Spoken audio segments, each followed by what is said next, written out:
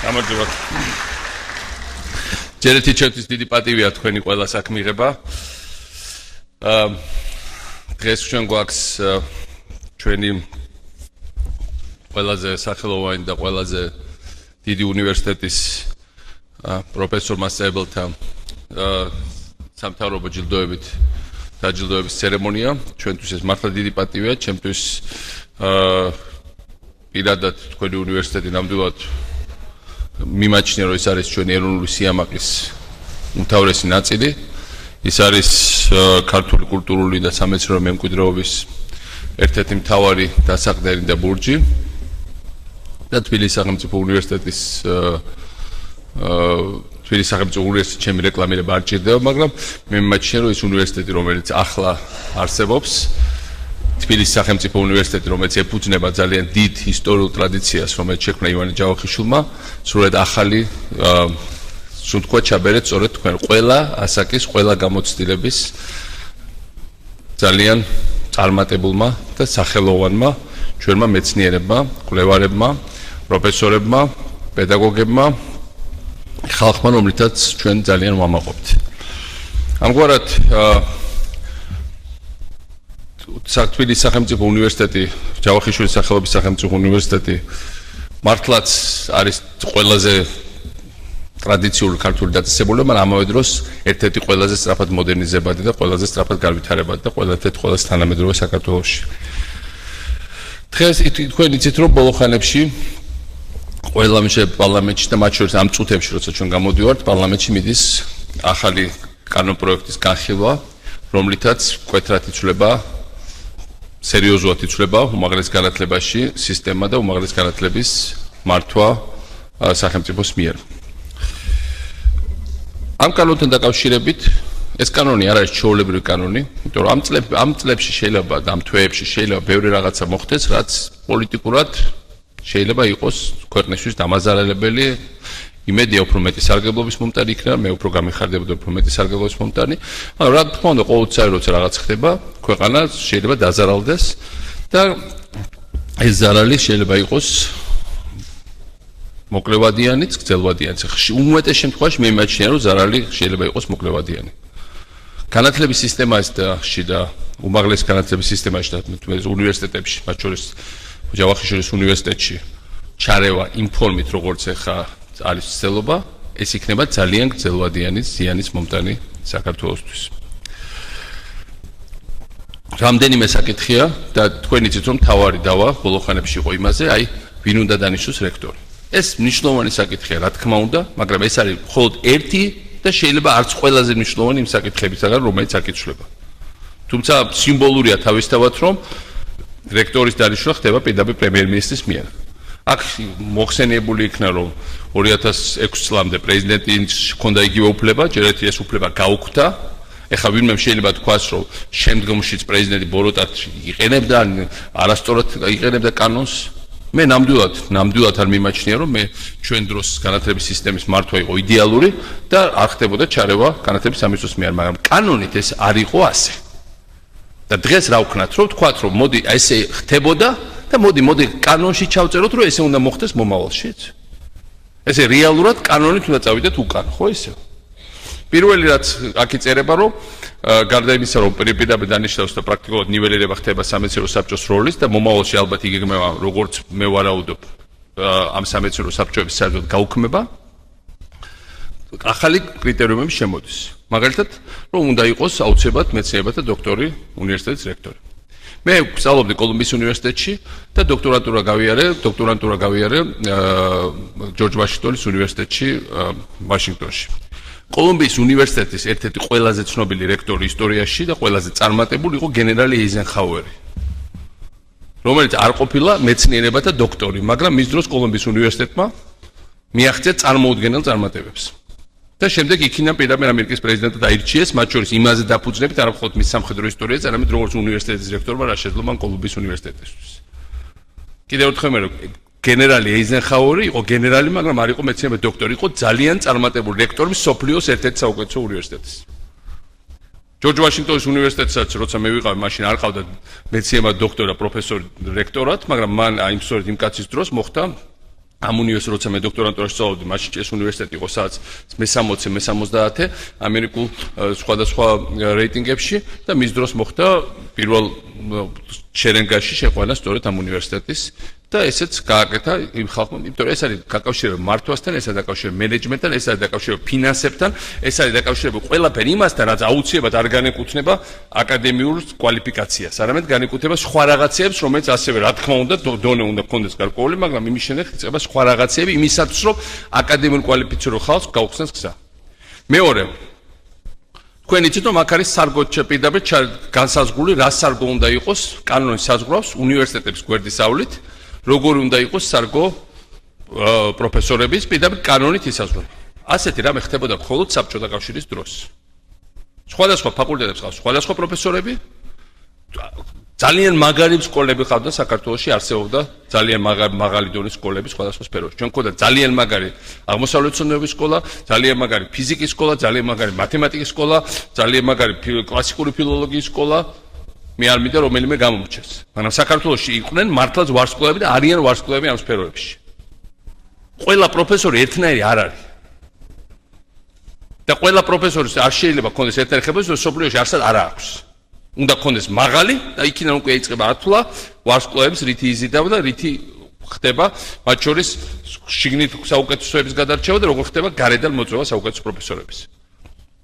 ამიტომ მე მაგალითად სწავლობდი უნივერსიტეტებში და მე მასწავლე ძალიან დიდი სახელი, მე ვიცოდი რომ მაგალითად სიტყვაზე ლუის ჰენკინს, რომელიც მასწავლიდა, რომელიც ითვლება საერთაშორისო სამართლის ყველაზე დიდ სპეციალისტად სოფლიოში, ქონდა სამჯერ მეტი ხელფასი ვიდრე საშუალო სამართლის პროფესორს.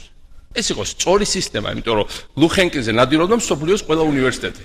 კოლუმბიის უნივერსიტეტმა იპოვა ფული იმისათვის, რომ მას ჩვენთვის ესწავლებია და იმისათვის, რომ პრესტიჟი ქონოდა უფრო მაღალი. ამის ურამნილოვკაზე დაყვანა სხვა სიტყვა არ არსებობს, ეს რუსული სიტყვა ურამნილოვკა, ქართველებს არ აქვთ ესეთი სიტყვა ზუსტად. ეს არის საბჭოთა კავშირის რეინკარნაცია ჩვენ განათლების სისტემაში. ისევე როგორც საუბარი იმაზე, რომ ახალი საკვალიფიკაციო მოთხოვნები უნდა დაადგინოს კანონმა, რომ უნივერსიტეტს არ უნდა კითხონ რა არის უნივერსიტეტისთვის კარგი. უხეშად თან შუა სასწავლო წელს იზღუდება უნივერსიტეტების ავტონომია და მათ შორის იმითი, რომ დოქტორანტურაში ხალხს არ აძლევენ საშუალებას სწავლების, თქვენ იცით, რომ ძალიან ბევრი ახალგაზრდა, ან არა ახალგაზრდა, მაგრამ ადამიანის გამოცდილება ჩამოვიდა იმისათვის, ან შემოუერთა უნივერსიტეტს იმისათვის, რომ ასწავლოს და რაღაცა ახალი ცოდნა შემოიტანოს. ივანე ჯავახიშვილმა თავის დროზე არ შეშექმნა უნივერსიტეტი. ჩამოიყვანა ბევრი ადამიანი, ვინც მასთან ერთად დაჯდა და მასთან ერთად შექმნა ეს ახალი ცოდნის კერა. ამიტომ ამ კრიტერიუმების შემოტანა რეალურად ასევე გააღარიბებს ჩვენ აკადემიურ პროცესს.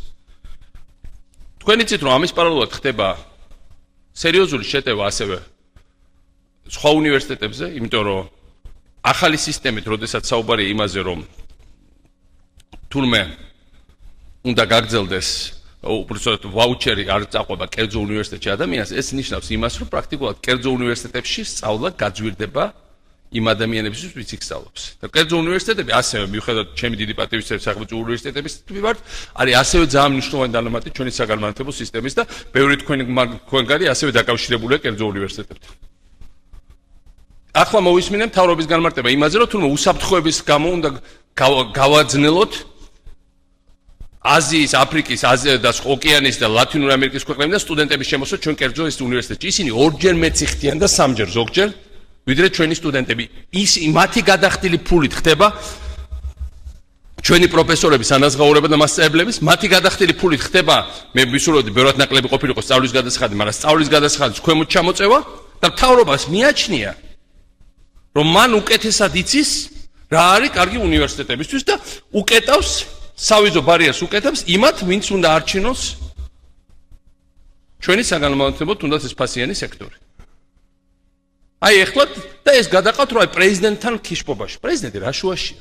შეეკითხეთ პროფესორებს, შეეკითხეთ დეკანებს, შეეკითხეთ რექტორებს, შეეკითხეთ იმ ხალხს, ვინც შექმნა ეს განათლების სისტემა ბოლო ხანებში, რომლისთვისაც ეს შემოსავლები, რომელსაც აძლევენ ეს ამ ქვეყნებიდან ჩამოსული ხალხი, არის ძალიან მნიშვნელოვანი. სხვა როცა თავი დავანებოთ, საქართველოს გავლენის წყაროა. რუსეთმა, მაგალითად, ნაურუზე როგორ გავიდა რუსეთი აღიარების აფხაზეთის კუთხე. ნაურუზ რომელიღაც საგარეო მინისტრი სწავლობდა რუსეთში. საქართველოში რო სწავლობდეს, თუნდაც იმ ქვეყნების ბევრი წარმომადგენელი და მე წავიდეს და საქართველოს სახელი გაიტანოს იქით. ნუ თუ ეს საქართველოსთვის პოლიტიკურად არ არის მნიშვნელოვანი. აღარ ვლაპარაკობ კონკრეტული სარგებელია დღეს ჩვენი ეკონომიკისთვის. ამ ხალხის ყოფნა ჩვენ საგანმანათლებლო სისტემაში. ამიტომ ახლა სიტუაცია ახლა დღეს არის ესეთი დავა, რომ აბას ძველ ბოლო 7-8-9 წელიწადში ხდებოდა ბევრი უბედურება. კი, ალბათ ბევრი ბოლო წლები ნამდვილად არ იყო იდეალური. მაგრამ მინდა დავსვა ერთი კითხვა, რასაც მინდა დავსვა ყველა სფეროზე და მათ შორის ამ სფეროზე. ბოლო 7-8 წელიწადში ვარდების რევოლუციის შემდგომი საქართველო, მათ შორის ამ სფეროში იყო თუ არა უკეთესი ვიდრე 90-იან წლების საქართველო ამ სფეროში. ხო კარგად გახსოვთ როგორ იყო 90-იან წლებში. რომ კორუფცია იყო ძალიან ბევრ ფაკულტეტზე მიიღებაზე, რომ ადამიანებს არ აწინაურებდნენ თავისი დამსახურებების მიხედვით. ხო კარგად გახსოვთ რა ტარიფები იყო მაგალითად იურიდიულ ფაკულტეტზე, რა მაფია იყო ნამდვილი შეკრული სამედიცინო ფაკულტეტებზე. და როგორ გაღარიბებული და გაღატაკებული იყვნენ უნივერსიტეტები. და მე მინდა დავსვა კითხვა, ვარდების რევოლუციის შემდეგ იყო თუ არა უკეთესი საგანმანათლებლო სისტემა, ვიდრე შევარდნაძის დროინდელ საქართველოში. და თუ იყო, და პასუხი არის ეჯგარეშე, თუ მართლა შენ თვითონ არ იღებდი ფულს იურიდიულ ფაკულტეტზე $15,000, რომლითაც ხალხს აწყობდნენ იქ. რა თქმა უნდა იყო უკეთესი. და მაშინ კითხვასვა, ეხლა რა ისევ შევარდნაძის ეპოქაში უნდა დაუბრუნდეთ თუ წავიდეთ წინ და რაღაცა კიდევ უფრო უკეთეს შევხვდათ ვიდრე თუნდაც სააკაშვილის თავრობამ შექმნა. დღეს რა არის საკმარისი არგუმენტი, რომ სააკაშვილის დროსაც არ მოგწონდათ უკეთესი გააკეთეთ, მაგრამ რატო გვაბრუნებთ შევარდნაძეს, იმიტომ რომ ურავნილოვკა, აკადემიური საბჭოების ნიველირება, ისევ ცენტრალიზაცია დანიშნვის, ისევ ყველას პრაქტიკულად ერთი საზომით გაზომვა, კერძო უნივერსიტეტების შეზღუდვა, ვითომ უფასო სწავლის შემოტანა იმ პირობებში, რომ რეალურად კორუფციის და მის მენეჯმენტის წყარო იქნება და რეალურად დაზარალდება პროგრესული დარგები. მე მომხრე ვარ იმისა, რომ სწავლის გადასახადი შეიმციროს და მე მომხრე ვარ იმისა, რომ სახელმწიფო მართლა ტარგეტირებულად იმისთვის, რაც აქვს მნიშვნელოვანი, მაქსიმალური რაოდენობის ხალხი იყოს უფასოდ განსწავლული საქართველოში. მაგრამ არა იმ სისტემით, რომელსაც ჩვენ გვთავაზობენ.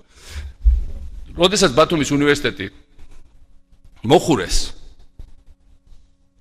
აღმოჩნდა, რომ ამ უნივერსიტეტს, რომელშიც უკვე ჩადებული იყო ათეულობით მილიონი და რომელსაც უნდა მოემზადებია მათ შორის მაგისტრატები, თქვენ უნივერსიტეტ გამოშვებულები და სხვები მაგისტრატურაში და მართლა სოფლიოს საუკეთესო პროფესორები და საუკეთესო ქართველი პროფესორები მოეზიდა. ამ უნივერსიტეტს აღმოაჩნდა მარტო ერთი ჭერისუფალი ჩემი სახით. და მე აღარ უნდა გაგვიკვირდეს რა. პრაქტიკულად არავინ არ ამოიღო. ხმა მარტო მე რაღაცა ვთქვი, 40 სართულიანი შენობა უკვე აშენებულია. თავის ლაბორატორიები იყო მოწყობილი, ბიბლიოთეკის მეორე კორპუსი შენდებოდა და დამატებით კიდე 5000 კვადრატული მეტრს უნდა მიშენებულიყო. და ეს შექმნიდა იმ სტანდარტს, რომელსაც ასევე ის რასაც თქვენ ქმნით, დამატებით იქნებოდა იმისა, რაც თქვენ უკვე გააკეთეთ, რომ საქართველოს ყოფილიყო მართლა უმაღლესი განათლების დონე. და საქართველოს პოსტსაბჭოთა ქვეყნებიდან ყველაზე შორს წავიდა განათლების დონეში ბოლო წლებში. და ეს თქვენი დამსახურებაა, რა თქმა უნდა. მაგრამ ხმა არავინ არ მოიღო. და მე აღარ უნდა გაგიკვირდეთ, რომ თუ არ იღებთ ხმას იმაზე, რომ ბათუმის მერიის ძალიან დაბალი დონის და უდონო უპირდაპირო თქვა და საკმაოდ ბნელი ჩინოვნიკები შედიან და პროფესორების და ჩვენი საუკეთესო სტუდენტების ადგილებს იკავებენ და კედლებიანად მოგლიჯეს ლაბორატორიები, მე აღარავის აღარ უნდა გავუკვირდეს, რომ 17 მაისს ვიღაცა ტაბურეტიანი ექსტრემისტი გამოვარდა უკვე. როცა სანამ ბათუმის უნივერსიტეტს მიადგენ, მარტო მე ამოვიღე ხმა. 17-ში, საზოგადოების მეტმა ნაწილმა ამოიღო ხმა. მანამდე კერძო უნივერსიტეტს მიადგენს, სახელმწიფოებმა ჩათვალეს, რომ ეს შეიძლება მათ არ შეეხებოდათ. ახლა სახელმწიფოებსაც მოადგენ და მიადგენ მთლიანად განათლებას. მიადგენ ჩვენ მომავალს და ყველაფერს იმას, რა თქვენ შექმნით ბოლო წლებში. თქვენი ნიჭით, დაუღალავი შრომით, ენთუზიაზმით, იდეალიზმით და მართლაც წარმოუდგენელი სიყვარული თქვენი პროფესიების. ძალიან კარგი, ეხლა მე ყოველ წელიწადს დავდივარ უნივერსიტეტებში ლექციების სასაკითხად. ბოლო კვირეებში დღე არ გასულა, რომ სტუდენტებს არ შეხვედროთ. თვალთა და ხელშუა იცვლება სტუდენტების დონე უკეთესობისკენ. ეს რა თქმა უნდა თქვენი დამსახურება. და ეს ფაქტია, ეს არის ფაქტი და ფაქტია, რომ ვიღაცას არ უნდა რომ საქართველოში იყოს განათლებული თაობა, იმიტომ რომ განათლებული თაობა არის ძალიან ძნელი სამართავი.